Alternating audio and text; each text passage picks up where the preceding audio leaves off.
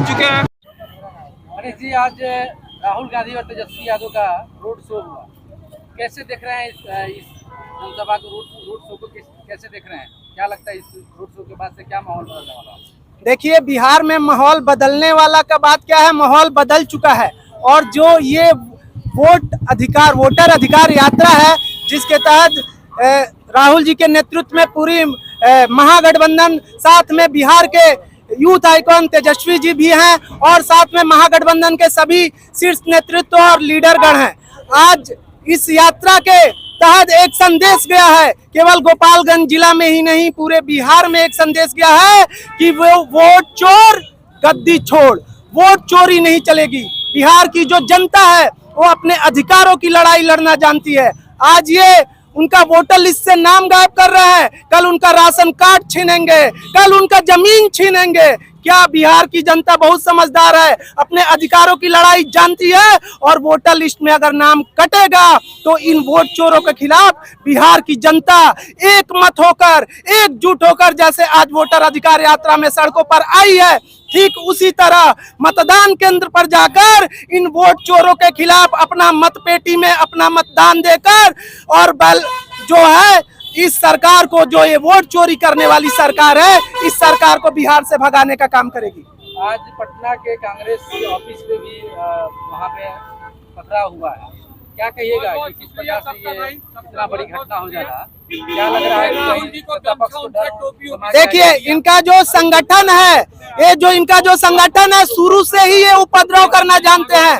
ये जगह जगह जहां ये फेल होते हैं, जहां इनको अपनी लुटिया डूबती हुई दिखती है, जहां इनकी सरकार जाती हुई दिखती है, इस तरीके के हथकंडे अपनाते हैं। ये गुंडा राज जो नीतीश सरकार में लगातार जारी है, जिसमें केंद्र की मोदी सरकार भी अपना समर्थन देती है कि बिहार में गुंडा राज जारी है। आप देखिए ना, बिहार प्रदेश में आए दिन हत्या, आए दिन लूट, आए दिन चाकूबाजी, चाहे वो पारस हॉस्पिटल का घटना देख लीजिए या कल सदाकत आश्रम में जिस तरीके से आज भारतीय जनता पार्टी के कार्यकर्ताओं ने कांग्रेस पार्टी के कार्यकर्ताओं को पत्थर से, ईंटा से और यहाँ तक कि रोडवेज पे आती जाती ट्रकों के भी ये लोग तोड़फोड़ किए हैं। ये लोग समझ चुके हैं कि हम सत्ता से जाने वाले हैं, हमारी विदाई तय है। एक खटारा सरकार 2025 में जनता ने ठान लिया है, अपना मन बना लिया है कि विदाई करना है इस खटारा सरकार की, और बिहार में पढ़ाई, कमाई, दवाई, सिंचाई, स्वास्थ्य, शिक्षा को बढ़ाने वाली सरकार को लाना है। विकास के मुद्दों पे अपनी बात रखने वाली सरकार को लाना है,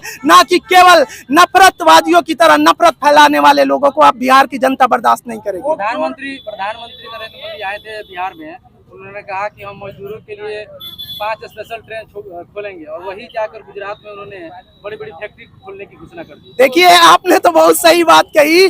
बिहार के लोगों के लिए मजदूर ट्रेन, देश के मुखिया प्रधानमंत्री नरेंद्र मोदी कहते हैं कि हम 5 मजदूर ट्रेन खोलेंगे, वहीं गुजरात जाते हैं तो ये कहते हैं कि हम 52,000 करोड़ का फैक्ट्री लगाएंगे। अरे भाई, गुजरात में फैक्ट्री लगाने के लिए केवल तुमको देश का प्रधानमंत्री नहीं बनाया गया था, पूरे देश के प्रति आपका दायित्व होना चाहिए, बिहार प्रदेश के प्रति भी आपका दायित्व होना चाहिए। और नीतीश जी और मोदी जी जिस तरीके से युवाओं को ठगने का काम कर रहे हैं, जैसे पूरे बिहार को बेरोजगारी में आज पूरे देश में अव्वल नंबर पर लाने का ये लोग काम किया है, ये देश के युवा बर्दाश्त नहीं करेंगे, देश की जनता बर्दाश्त नहीं करेगी।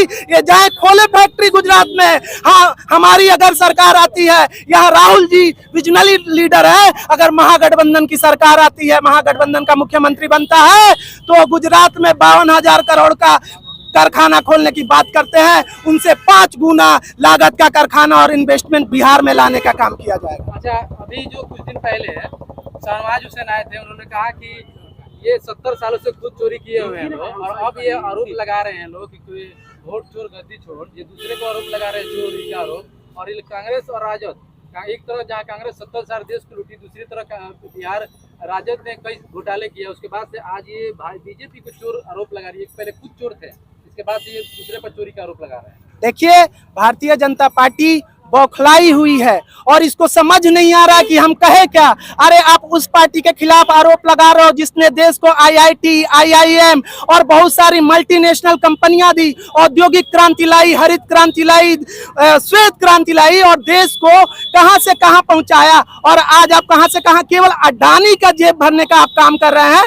16 लाख करोड़ का आप अडानी का कर्जा माफ कर सकते हैं, लेकिन बिहार के किसानों का, देश का किसानों का कर्जा माफ नहीं कर सकते हैं। एक ऐसी आपकी तानाशाही है। और दूसरी बात मैं कहना चाहूंगा, जहां वोट चोरी का बात आता है, आप देखे होंगे कि बिहार में कई ऐसा घर पाया गया है कि जहां एक घर है लेकिन वहां वोटर लिस्ट की संख्या, वोटरों की संख्या 262 है, एक एक घर में किसी में 500 है। और ये तो सबूत है सुप्रीम कोर्ट के सामने, वैसे जिंदा सबूत प्रस्तुत हुए जिनका इन्होंने मरे हुए बोलकर नाम काट दिया था। तो ये जनता भली बात समझती है इनके प्रोपेगेंडा को। इनके बहलावे में बिहार की जनता नहीं आने वाली। बिहार बदलाव की क्रांति वाली भूमि है, बिहार लोकतंत्र की जननी है। ऐसे झूठे और फरेब मक्कारों को बिहार की जनता भगाएगी और बताएगी, जो तुम हमारा अधिकार छीनने का प्रयास कर रहे हो, हमारा वोट छीनने का प्रयास कर रहे हो, ये नहीं चलेगा। आप देखिए ना, ये वोट किसका काट रहे हैं वोटर लिस्ट से नाम। आप देखिए, किसी अमीर का नाम कटा क्या? दलित का काट रहे हैं, महादलित का काट रहे हैं, अल्पसंख्यक का काट रहे हैं, अति पिछड़ा का काट रहे हैं, पिछड़ा का काट रहे हैं, लेकिन किसी अमीर आदमी का नाम वोटर लिस्ट से नहीं काट रहे हैं, क्योंकि ये जानते हैं कि ये केवल अमीरों का पॉकेट गर्म करने वाली पार्टी है। और जो कांग्रेस है और जो महागठबंधन में जो सारे दल हैं, वो सब गरीबों की पार्टी, अति पिछड़ों की, दलितों की, महादलितों की, अल्पसंख्यकों की और बिहार के प्रत्येक जनता की पार्टी है महागठबंधन। और इस बार जनता महागठबंधन के पक्ष में आपका मतदान करने वाली है। नाम बता दीजिए, थोड़ा सा परिचय दे दीजिए। मेरा नाम मनीष तिवारी, राजीव गांधी पंचायती राज संगठन कांग्रेस का प्रदेश उपाध्यक्ष बिहार।